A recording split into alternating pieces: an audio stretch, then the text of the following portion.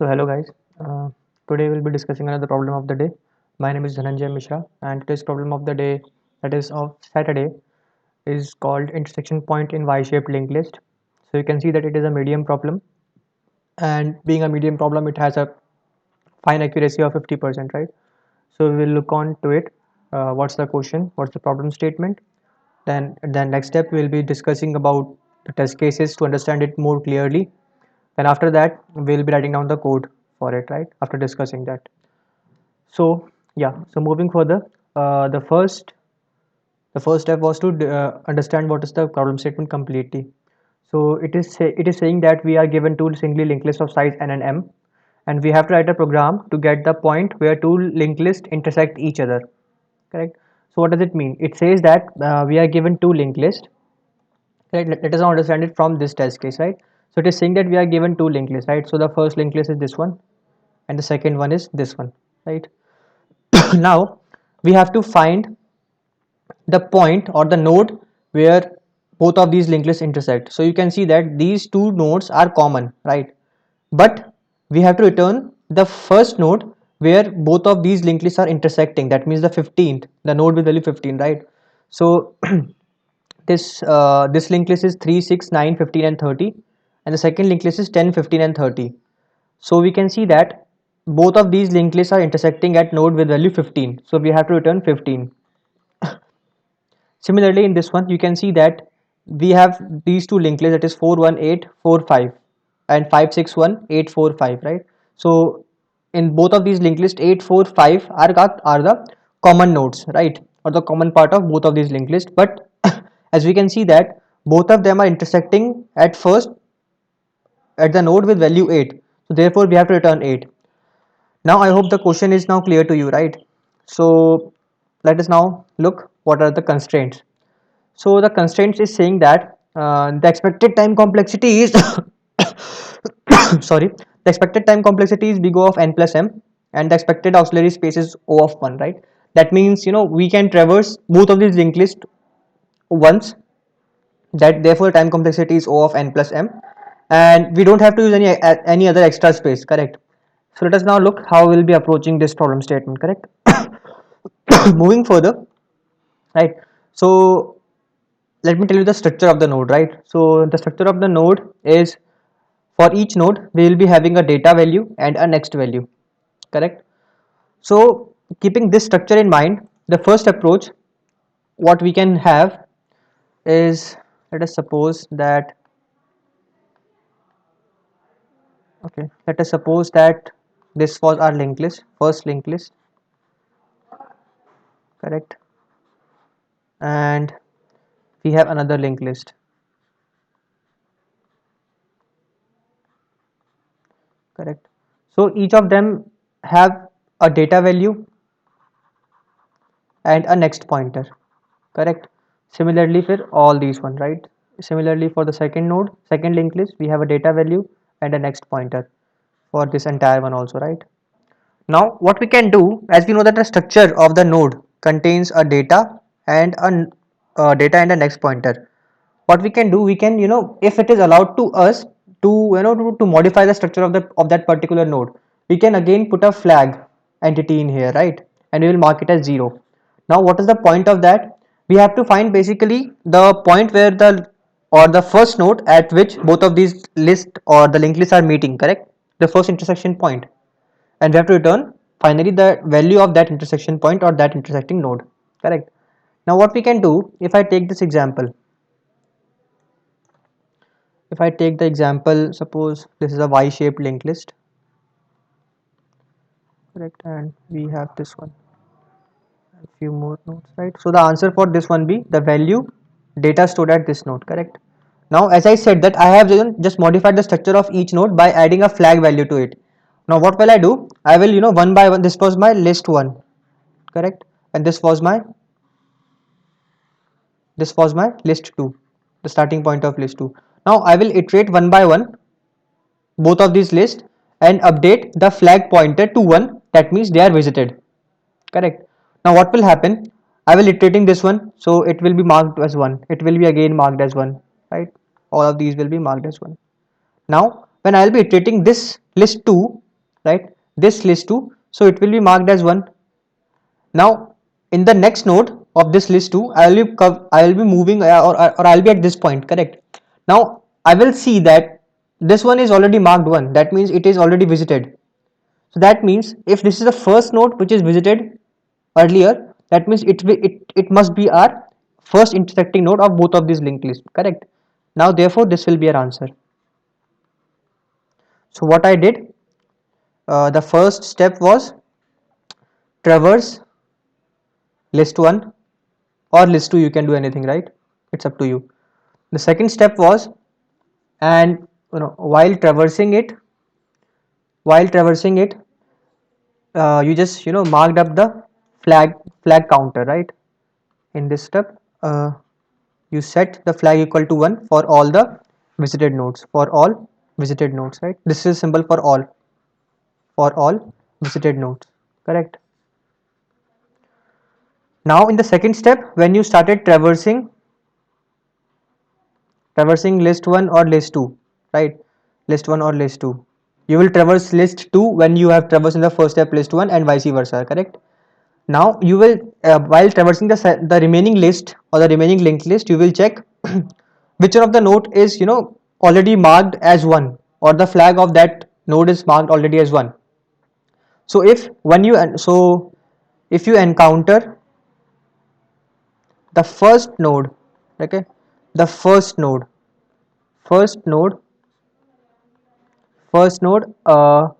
with flag equal to 1, it will denote that it is the intersecting, right? It is the intersecting node, right?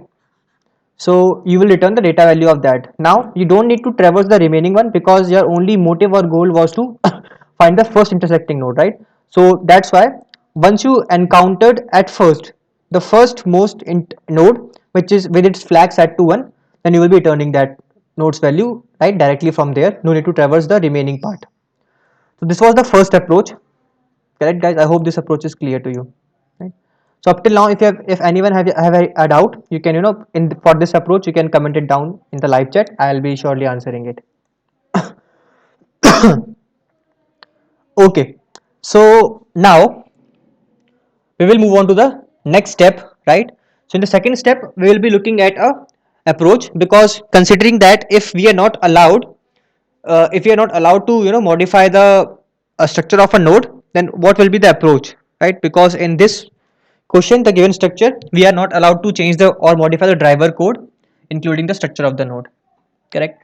So the second approach that comes to our mind is that what we will do, this was the first step, right? This was the first approach, it was my first approach, correct? And it is the most efficient approach, considering if you are allowed to modify that structure, correct? Now move on to the second approach. We have a second approach, correct? Second approach. Now in this approach, what we will do, again look at this y intersecting list, right?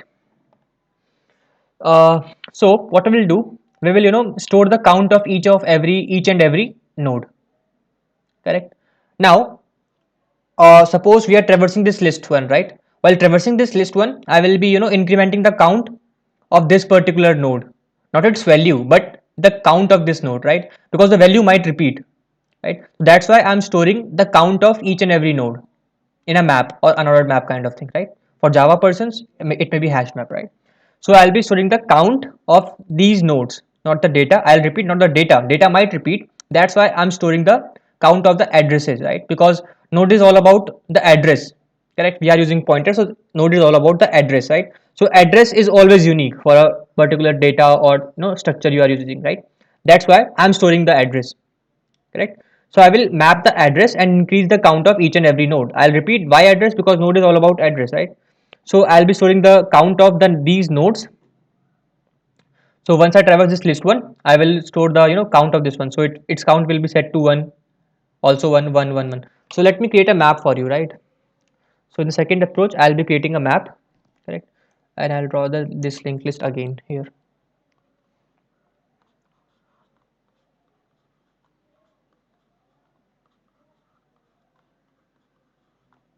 So this was our y intersecting linked list, correct?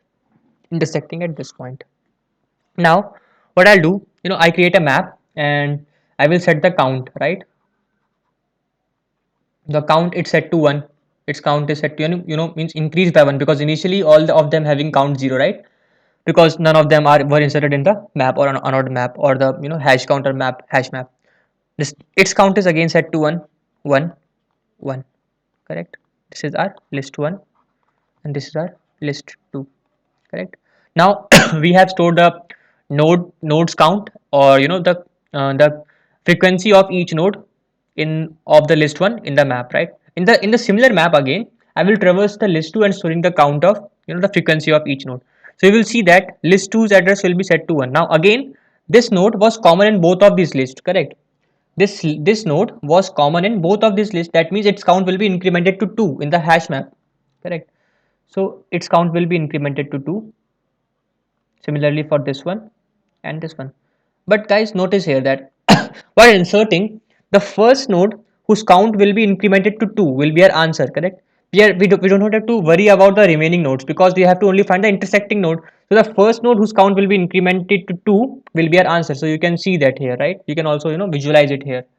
So what will my the map structure will look like? So suppose if I'm talking about C++ only, right? Unordered map, and we have node asterisk, right? We are storing the frequency of the nodes, and it will be my int. Let us name it mp, correct? Now while traversing the list, right, while list 1, what I'll do, map of that this list 1 plus plus, correct, and list 1 equal to list 1 next, right? Similarly for list 2 also, right? Now while traversing list 2, I'll put another condition that if mp of list 2, right, is equal to, that means it is our intersecting node, and then I will return the data of this one, right? So I hope this approach is clear to you, right? So let us now talk about the time complexity of this approach. The time complexity will remain big O of n plus 1, right? Because you're traversing both of these linked lists only once, right? So n for this list 1 and m for this list 2, correct? Now the issue is with the space complexity, because we are using the what, the unordered map, right? So the space complexity will be big O of n plus m also, because you are storing the count, or storing the count for corresponding to each and every node, right? Each and every node, so there are a total of n plus m nodes, right? So that's why it will be O of n plus m. Now one more thing, okay. Okay, so n plus m is when both of these linked list you know will not be intersecting, correct? Because in the worst case, it might possible that both of these linked lists are parallel kind of thing. None of them are intersecting, correct? So in this case, it will be n plus m. But in the case it is, if it is a y intersecting, so it will be only the big O of max of n comma m, right? I hope it is clear to you, because it might happen that both of these linked lists are not intersecting, and in that case we have to return -1. And in this case you can see that the maximum space utilized will be as you can the maximum space utilized will be maximum of the maximum of the greatest of this linked list, right? So yeah, so I hope this approach is also clear to you. And again, I'll say that if anyone have any doubt regarding this approach, the second approach, you can comment it down always in the live chat. I'll surely answer them. Okay, now moving on to the final approach, right? The best approach, that is not utilizing any space, right? What we can do, so what we can do here is that we will do some smart iterations and approaches, correct? Now what my goal is to find the link to find the node which is uh, the first intersecting node of both of these linked lists, correct? So okay, again I'll draw it for so that you can easily understand, correct? And this was my answer node, correct? This was my answer node, its data I have to return. Now what I'll do, okay, so as you can see from here, right, if I say that the size of this list 1, if I say that the this is my list 1 and this is my list 2, correct? Now if I say that if the size of my list 1 is equal n, right, and size of my list 2 is equal capital M, correct? Now it, in this in this y intersecting list, you can see that the n is greater than m, right? So what if n and m both were equal, correct? What if n and m were equal? That means if I remove this particular node, correct, if I remove this particular node, this one, okay, so now what I can do, uh, I will traverse, and also I have the head of both of this, right, the starting point of both of this list, correct? Now what I can do, if both of them n and m were of equal sizes, correct, now what I could have been done, that traversing both of them simultaneously, and at the point where both head 1 and at the point where both head 1 and head 2 were equal, that means this point, then I will be breaking my the iterations of both of these heads or both of these linked list and return the data from there only, right, the data of this node, how it will be looking like if both n and m were equal, right? So the first case is, the first case is when both n and m are equal, correct? Now it makes my iteration easy, right? So what I'll do, I have head pointer, right? So I will traverse both of them, right, head 1 and head 2, correct? Now up till what point I have to iterate both of them? Till both of them are not equal, right? Because once they become equal, that means it's the intersection point, correct? And when I reach that intersection point, I will return the data from that particular node. So what I'll do, I will simply iterate to next one, and similarly for head 2, correct? Now once it is done, and I will check that, okay, suppose for this one only, right, both of them collided here, that means it is the intersection point, so this loop will be over at this particular point. Now what I'll check, if head 1, correct, if head 1, that means, okay, that means if head 1 or the list 1 is not completely ended, right, or I can say that if head 1 not equal to null, that means the list is not completely emptied, right? Or we can say that we have not reached the end, that means we have finished this linked list before reaching to an end, that means it might have ended some, or intersected somewhere because of this condition. So if this is true, that means we have an intersection point and we will return head 1's data, right? Now one thing that might be coming in your mind is that why only head 1? No issues, you can also take head 2, right? Because both n and m are equal, no issues, you can also take head 2, correct? It will surely work.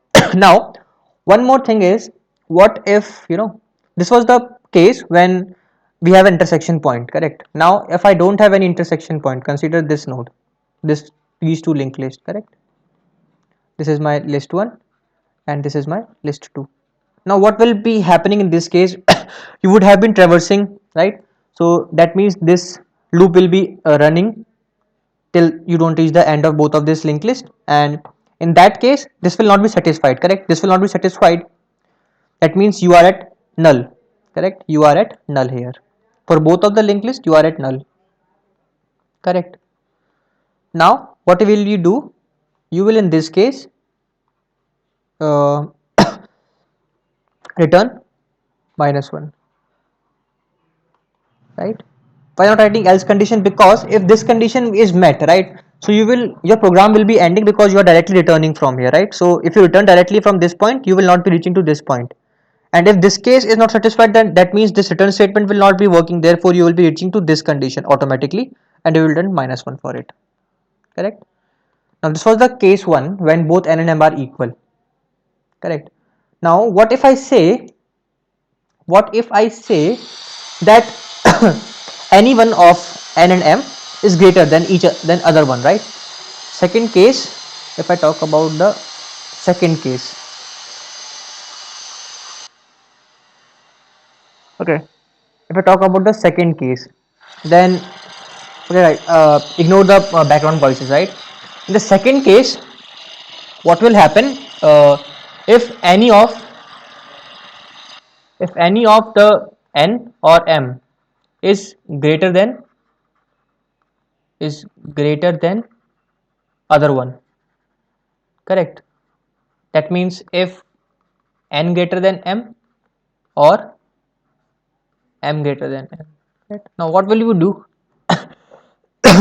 Sorry, I have to reduce this one to this one such that both n and m become equal. Now what will I do for this, for doing this, to reduce this test case to this one, for this to reduce this case to this one, what I'll do, I will iterate both of the list because I don't know which one is greater, correct? I don't know which one is greater. So for that, what I do, uh, I will be iterating both of the list till both of them become equal. So how can I do that? What I'll do, I have the size n and m, correct? Now this will be for if n is greater than m, right? If n is greater than m, what I'll do, while head 1, correct? Or yeah, while head 1, or I can say that while n is greater than m, correct? Now what will I do, this was for list 1 only, correct? List 1, that means n greater than m. What I'll do, head 1 is equal to head 1's next, right? And I'll be decrementing my n, correct? I'll decrementing my n, right? Now the point at which n and m will become equal, right? The point at which n and m will become equal, so this condition will be reached, right? So if I insert the another node again here, so it will look like something this, like, so if I do the traversals, right? So at first step, I'm here, right? At first step I am here, this head 1. Now n is greater, right? N is greater than m at this case, so I'll decrement my n and head will move on to here, right? So this will be my new head, correct? Now at this point my n and m will be equal because once I was reaching from here to here, I decremented by n by 1, correct? Now in this case both n and m are equal and I can normally do these steps, right? So I deduce this one to this one, correct? Similarly you will do it for list 2 also, right? So guys, that's all about this approach. Further we will be writing down the code for this approach, correct, and try to submit it. So talking about the space complexity, the space complexity is now reduced to O of 1, correct, because we are not using any extra space unlike the unordered map or something like this. And time complexity, guys, is also O of n plus m, correct, because we are traversing the nodes or the linked list only once. So I hope guys that this approach is now clear to you. If you still have any doubts, so before moving to the coding part, just write down the comments or the doubts you have in your live chat. I'll be answering them, and then after that we'll be moving on to the coding part. Cool. Now, so just take 1 or 2 minutes to to write down the doubts in your live chat. So I'll take them and then move on. Correct.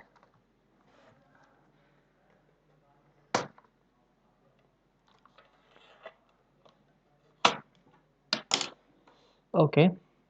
So let's now move to the coding part, and I'll code down each and every word I said earlier, right? So first of all, we will add an int 1 and int, we have int n, equal to 0, int m equal to m equal to 0, correct. N is for list 1 and is the size for list 2, correct. Now as I said, first of all I have to find the size, right? So how can I find size? By traversing both of this list, right? Because there is no other way of finding the size of linked list without traversing it completely. So guys, why I'm taking temporary node? Because if I start traversing with the original head given to us, then I will not be able to okay. So for suppose if I had been traversing with the head one, the original head given to us, and what would have been caused the issue? Finding the count of the list would not be an issue because I could have also done it with original head.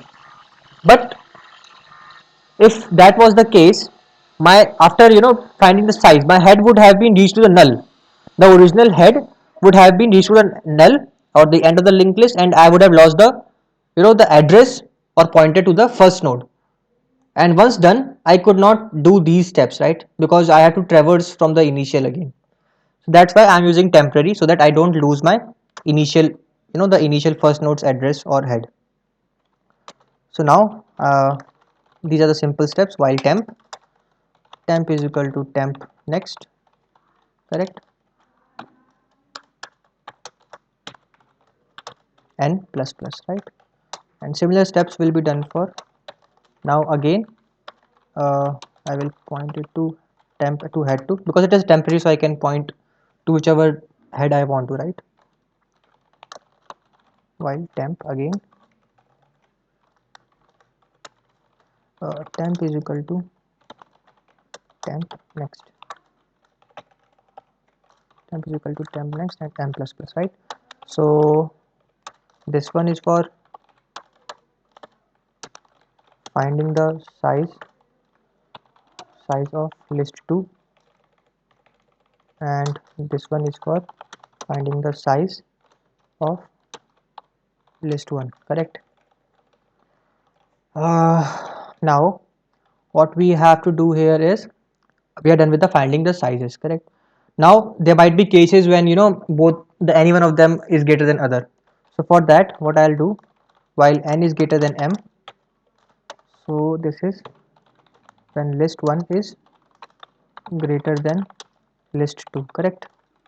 So for that, what I'll do, I'll increment my n by 1 and move my head 1 equal to head 1 next, correct. That's how I'm reducing my size of the list which is greater. Similarly, my list 2 can also be greater, right. So if my list 2 is greater than list 1, correct. Now what I'll do, while m is greater than, right, m minus minus head 2 equal to head 2 next. Now many of you might be having a doubt that why doing all these two, right, why not using if and else. So you should analyze here that, or you can also feel that, suppose n is greater than m, correct. Now by doing this, after this one is over, it is guaranteed that both n and m will be equal, correct. So when n and m will be equal, this loop will not be starting, this while loop will not be starting, because this condition will not be met at first, right. Similarly, if n was not greater than m, then this would have been continued. So no issues, guys. You don't need to have any if and else, right. So these are some bit of logic, the smart approaches you can use, right, to reduce the if else conditions. Now, yeah, now we have reduced the size of both n and m to equal of each other. Now we can do our simple steps, right. So now what we'll be doing in this step, traversing both the list together and at the stopping at the intersection point, correct.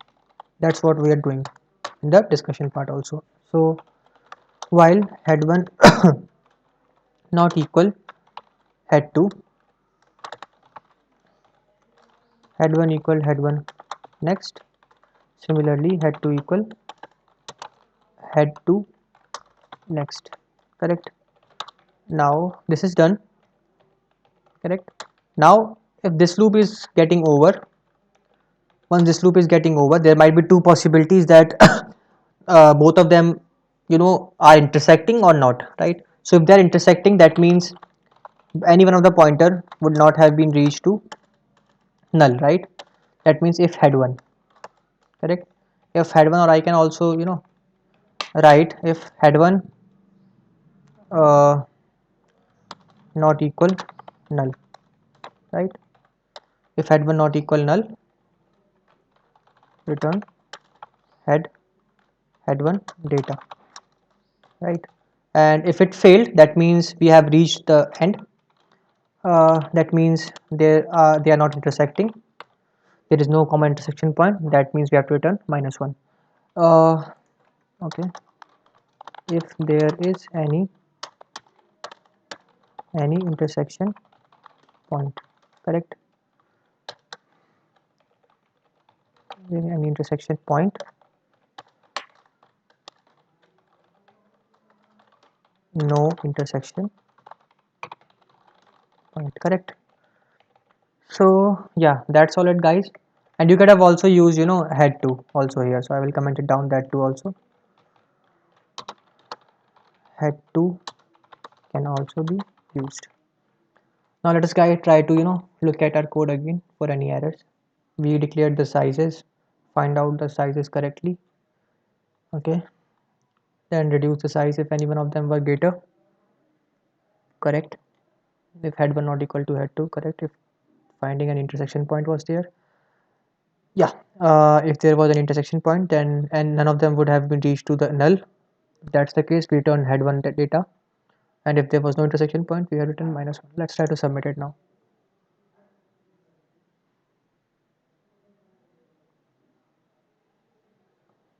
So you can see, guys, it is completely working, and the time complexity is big O of n plus m, I said earlier, and space complexity is big O of 1, correct? So guys, I hope you enjoyed and loved this problem of the day, right? And I hope you learned a bit more about linked list, again, bit more expertise in linked list. If you still have any doubts, comment it down in the live chat, and after that also you can comment it out in the, the comment section below this video. So I will surely answer you within a day. So yeah, guys, happy coding, stay safe, stay healthy, bye bye.